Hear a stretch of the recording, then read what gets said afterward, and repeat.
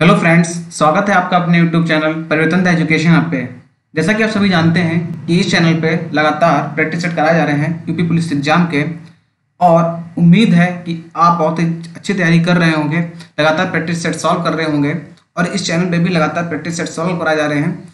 आप देखते होंगे कितना ही बेहतरीन क्वेश्चन आपको इसमें देखने को मिलते होंगे। ठीक है, प्रैक्टिस सेट से होता क्या है, प्रैक्टिस सेट जब आप लगाते हैं तो आपको पता चलता है कि किस सब्जेक्ट की कितनी लिमिट तक क्वेश्चन पूछे जा रहे हैं।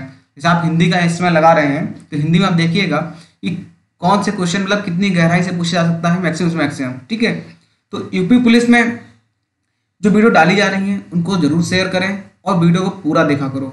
ठीक है, तो शुरू करते हैं।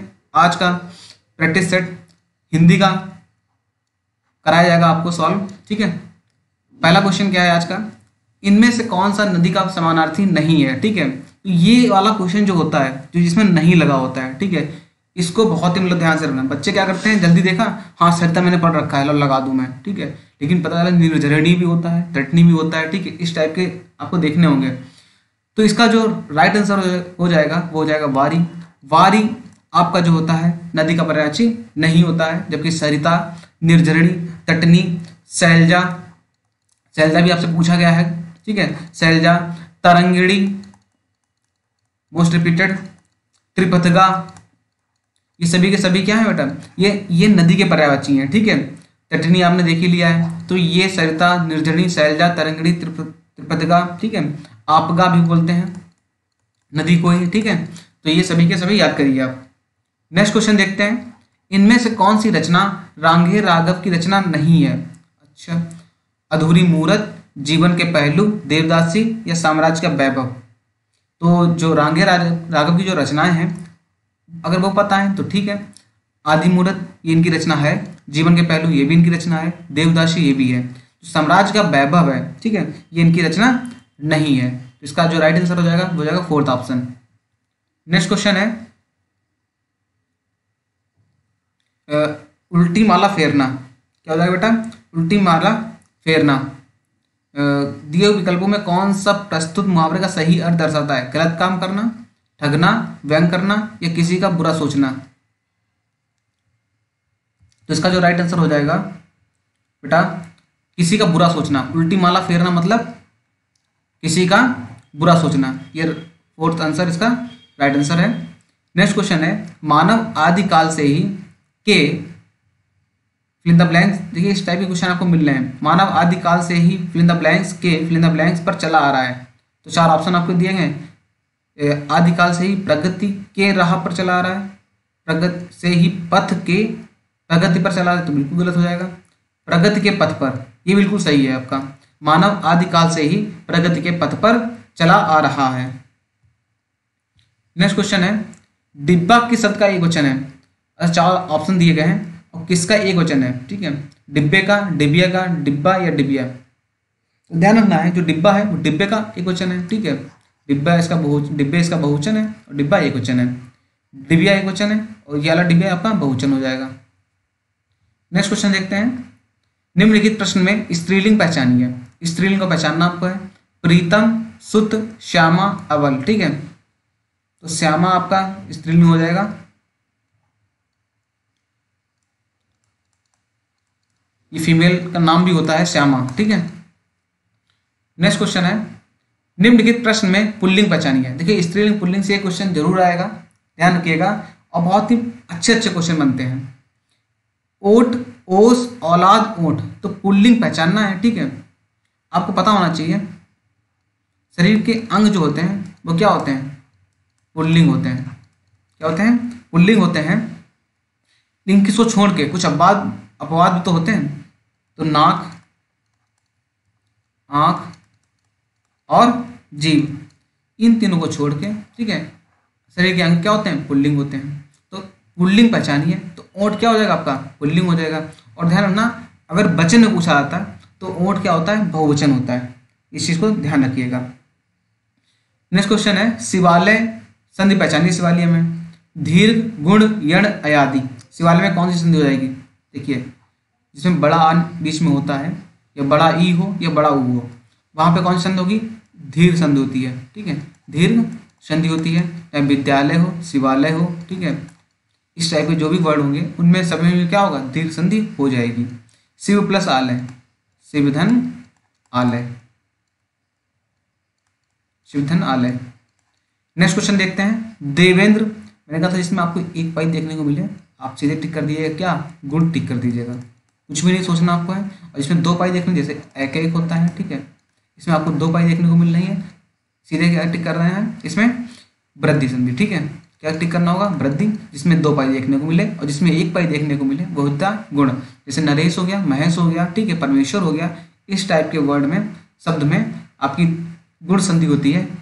देवेंद्र का अगर संधि विच्छेद पूछा जाए तो क्या होगा, देवधन इंद्र, देवधन इंद्र। चलिए नेक्स्ट क्वेश्चन देखते हैं। चलिए फिर से संधि का ही क्वेश्चन पूछा गया है। 48 नंबर, निस्धन चल निश्चल होगा, निस्धन अचल निश्चल, निस्धन कपट, ठीक है, निष्कपट या निधन चल निश्चल। तो आप लोगों ने आंसर सोच ही लिया होगा। इसका जो राइट आंसर हो जाएगा वो क्या हो जाएगा, निधन चल। देखिए यदि विसर्ग के बाद, विसर्ग के बाद, ये विसर्ग है, इसके बाद अगर आपको चा और छा देखने को मिले, क्या मिले, चा और छा देखने को मिले, ठीक है, तो क्या कर देना आपको, इस विसर्ग को हटा के सा बना देना है, ठीक है। तो वही आपका इसमें हुआ है, वही नियम आपका लगा हुआ है। तो आपका जो राइट आंसर हो जाएगा वो कौन सा हो जाएगा, 4th ऑप्शन। नेक्स्ट क्वेश्चन है संधनतोष, संतोष, संधनतोष, संतोष, समधनतोष, संतोष, समधन, ठीक है। तो आपका देखो माँ आना चाहिए, ठीक है, और वो भी हलंत वाला, तो इसलिए आपका 4th ऑप्शन गलत हो जाएगा। सिर्फ इतना ही डिफरेंस था, आपका 3rd ऑप्शन बिल्कुल आपका सही है, ठीक है, समधनतोष संतोष होता है। नेक्स्ट क्वेश्चन है सर्वोत्तम विलोम आपको बताना है। अंत का क्या हो जाएगा, अंत, आदि, अग्र, इति या पूर्ण। तो इसका जो राइट आंसर हो जाएगा अंत, आदि मतलब शुरुआत होता है, अंत मतलब खत्म, ठीक है। तो अंत का जो विलोम हो जाएगा वो हो जाएगा आदि। नेक्स्ट क्वेश्चन है, इसका फिर से विलोम बताना है, गुप्त का विलोम क्या होगा, ठीक है। जो आपका लास्ट प्रैक्टिस सेट था हिंदी का, उसमें ये सेम शायद क्वेश्चन पूछा गया था, प्रकाश, गुप्त का विलोम बताइए। प्रकाश, प्रकट, जागृत, निर्मल। तो गुप्त का होता है प्रकट, ठीक है। नेक्स्ट क्वेश्चन है गायक शब्द का अन्य लिंग रूप क्या है, गायक, गायकी, गायक या गायिका, ठीक है। तो गायक का क्या हो जाएगा, गायिका हो जाएगा, ठीक है। स्त्रीलिंग पूछा गया है, अन्य लिंग का मतलब गायक पुल्लिंग है और ये स्त्रीलिंग है। बाकी इसमें कुछ भी सोचने वाली बात नहीं है। उसने कहा, आप वहां आवाज से चले जाना, की, थे, पर, की, तो आप समझ रहे होंगे। उसने कहा कि आप वहां चले जाना, ठीक है। तो उसका 4th जो आंसर है ये राइट आंसर है। नेक्स्ट क्वेश्चन है विनम्र विशेषण का भेद पहचानिए, ठीक है। दोषबोधक, गुणबोधक, कालबोधक या सार्वनामिक।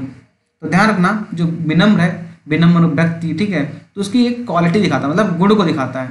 तो ध्यान रखना है यह गुणबोधक वर्ड है, ठीक है। विनम्र जो है शब्द जो है ये गुणबोधक है, ठीक है। नेक्स्ट क्वेश्चन है क्रिया से बना विशेषण पहचानिए, क्रिया से, दैविक, भौतिक, तैराक, मौखिक, ठीक है। तो इसका जो होगा तैरना क्या है, ये क्रिया है, तैरना, ठीक है। और इसी से एक वर्ड आपका बना है तैराक। तो जो विशेषण बना है वो 3rd ऑप्शन आपका सही हो जाएगा, तैराक, ठीक है। कौन सा क्रिया से बना विशेषण कौन सा था, तैराक। नेक्स्ट क्वेश्चन है अनुच्छेद गद्यांश पर आधारित निम्नलिखित प्रश्न दिए गए। तो आपको ये गद्यांश पूरा दिया गया है, उसके प्रश्न आपको सॉल्व करने हैं। तो पहले गद्यांश पढ़ लेते हैं। वैसे तो भारतीय साहित्य में ऋग्वेद से ही अनेक सुंदर प्रेमाख्यान उपलब्ध होने लगते हैं, किंतु इसकी अखंड परंपरा का सूत्रपात महाभारत से होता है, ठीक है। इसका मूल कारण कदाचित यह है कि महाभारत काल से पहले या पूर्व जहां भारतीय समाज में अति मर्यादावादी दृष्टिकोण की प्रमुखता दिखाई पड़ती थी, किसकी, मर्यादावादी दृष्टिकोण की, वहां भारतीय समाज में हम स्वच्छंद प्रणय भावना का उन्मूलन और विकास देखते हैं।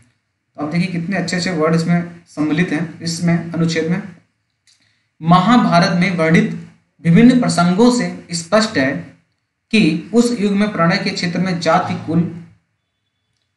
कुल, वर्ण एवं लोक मर्यादा का विचार बहुत कुछ शिथिल हो गया था। सौंदर्य की प्रेरणा से ही प्रेम और विवाह संबंध स्थापित होने लगे थे। प्रेम और विवाह के क्षेत्र में आर्य अनार का भेद भी लुप्त हो गया था। इसीलिए भीम असुर कन्या हिडंबा से, देखिए भीम असुर कन्या हिडंबा से, अर्जुन नाग कन्या से चित्रांगदा से, कृष्ण ऋक्ष कन्या जाम्बती से विवाह कर लेते हैं। प्रणय सपनों की पूर्ति के लिए सामाजिक मर्यादा का उल्लंघन, नायिका का बलात् अपहरण एवं नायिका के संरक्षकों से युद्ध भी अनुचित नहीं माना जाता था। कृष्ण द्वारा रुक्मिणी का तथा अर्जुन द्वारा सुभद्रा का अपहरण तथा भीम, हिडम्बा, प्रद्युम्न, परावती, अनिरुद्ध, उषा प्रसंगों में नायिका के संरक्षकों से भी युद्ध इसी को प्रमाणित करता है। ऐसी स्थिति में यदि महाभारत से ही स्वच्छंद प्रेम ख्यानों या रोमांस साहित्य का प्रवर्तन माना जाए तो यह अनुचित न होगा।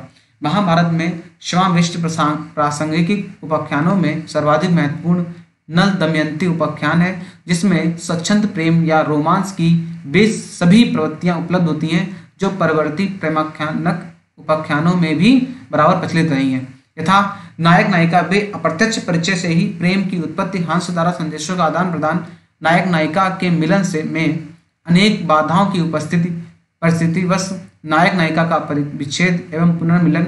अस्तु महाभारत यदि प्रेमाख्यानों की आधारभूमि है तो नल दमयंती उपाख्यान उसका सर्वाधिक आकर्षक केंद्र बिंदु है। तो ये आपका पैसेज है, ठीक है, मतलब थोड़ा घुमा फिरा के दिया गया हुआ है।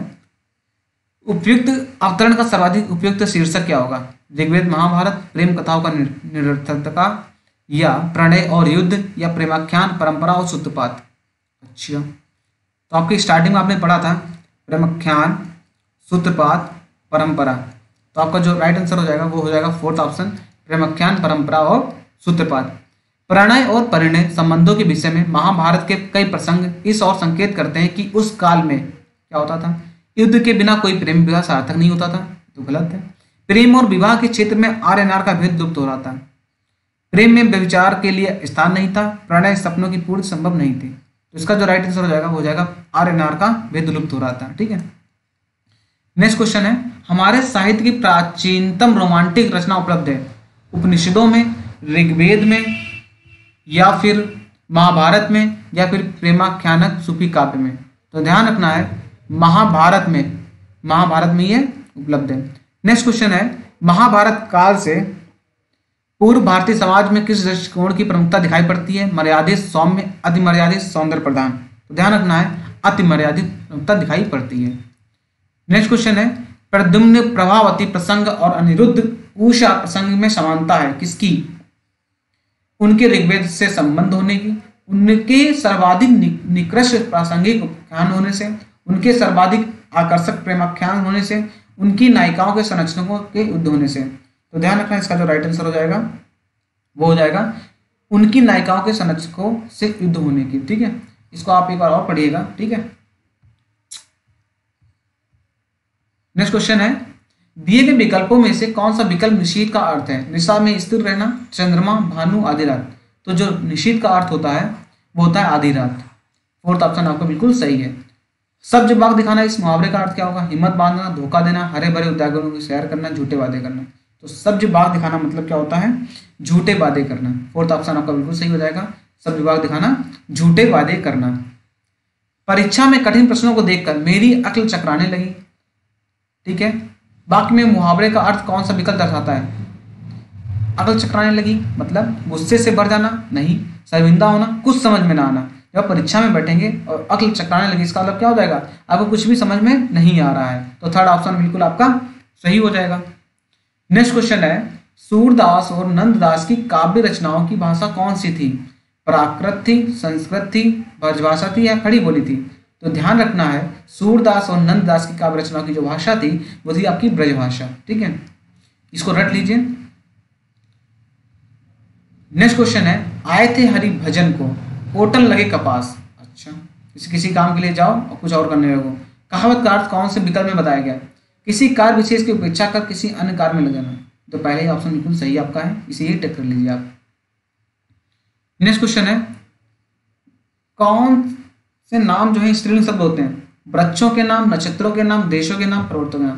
ठीक है, देशों के नाम तो हमेशा पुल्लिंग होते हैं, पर्वतों के नाम भी पुल्लिंग होते हैं। ठीक है, नक्षत्र बेटा स्त्रीलिंग होते हैं। ठीक है, ये ध्यान रखना, नक्षत्र जो होते हैं वो स्त्रीलिंग, वृक्षों के नाम भी क्या होते हैं? पुल्लिंग होते हैं। नेक्स्ट क्वेश्चन है, दिए गए विकल्पों में कौन सा विकल्प अंगना शब्द का समानार्थी शब्द है? अंगना का समानार्थी कौन सा होगा? स्त्री, आंगन, पल्लू, गांव। तो ध्यान रखना है अगना शब्द का समानार्थी जो होगा आंगन। ठीक है, क्या हो जाएगा? आंगन। नेक्स्ट क्वेश्चन है चरण कमल बंधो हरिराई, पंक्ति में चरण कमल का अर्थ क्या है? कमल के फूल पर पैर, कमल के फूल जैसे पैर, पैर और कमल का फूल, या पैरों पर कमल के फूल? पैरों पर कमल के फूल, ये तो बिल्कुल गलत है। पैर और कमल का फूल गलत है। कमल के फूल पर पैर, कमल के फूल पर पैर नहीं होगा। आपका सेकेंड ऑप्शन बिल्कुल सही है। चरण कमल बंधो हरिराई मतलब कमल के फूल जैसे पैर। नेक्स्ट क्वेश्चन है खिचड़ी किस प्रकार का शब्द है? खिचड़ी तो अपने देश में खाई जाती है। ठीक है, तो देशज शब्द है। ठीक है, देशज हो जाएगा, ये देसी शब्द है। नेक्स्ट क्वेश्चन है निम्न में से किस विकल्प में त्रुटि नहीं है? मैंने उस कागज में हस्ताक्षर कर दिए। हस्ताक्षर कर दिया, हस्ताक्षर बहुवचन होता है इसलिए कर दिया नहीं हो जाएगा, कर दिए होगा। ठीक है, तो पहला ऑप्शन बिल्कुल सही हो जाएगा आपका। त्रुटि नहीं है तो आपके इसमें नहीं है। उस कागज पर मैंने हस्ताक्षर कर दिए, उस कागज पर मैंने हस्ताक्षर कर दिया, उस कागज पर काट दीजिए सभी। भरत मुनि के अनुसार रसों की संख्या कितनी है? सिंपल सा क्वेश्चन है, रट लीजिए, बिल्कुल 8 होती है। ठीक है, भरत मुनि के अनुसार रसों की संख्या कितनी है? 8 है। जहां उपमेय में उपमान की समानता की संभावना, उपमेय में उपमान की संभावना एक ही जगह व्यक्त की जाती है, कहां पर बेटा? वो होता है उत्प्रेक्षा अलंकार। कहां पे? उत्प्रेक्षा अलंकार। यहाँ पे मनु मनहु मानहु आप पढ़ते होंगे। ठीक है, चलिए नेक्स्ट क्वेश्चन देखते हैं। उसे पद से हटा दिया गया, उसे पद से, तो यहाँ पे से लगा लीजिए। ऑप्शन में भी आपका है फोर्थ ऑप्शन। ठीक है, नेक्स्ट क्वेश्चन है हिंदी कथा साहित्य में सर्वाधिक प्रसिद्ध कहानीकार कौन है? हिंदी कथा साहित्य में तो सबसे जो प्रमुख कहानीकार हैं वो है आपके प्रेमचंद्र जी। ठीक है, सबसे ज्यादा कहानी करने का रिकॉर्ड इन्हीं के पास है। जन मेजय का नाग यज्ञ की रचना किसने की है? ठीक है, सेठ गोविंद दास ने, जयशंकर प्रसाद ने, लक्ष्मी नारायण लाल ने, या गोविंद बल्लभ पंत ने? तो जन्मेजय का नाग यज्ञ की रचना जो की है वो जयशंकर प्रसाद ने की है। जयशंकर प्रसाद आपके छायावादी युग के कवि हैं। किसके हैं? छायावादी युग के कवि हैं। इनकी और जो प्रमुख रचनाएं हैं बहुत ही पूछी जाती हैं, जैसे कामायनी आपकी हो गई। ठीक है, कामायनी,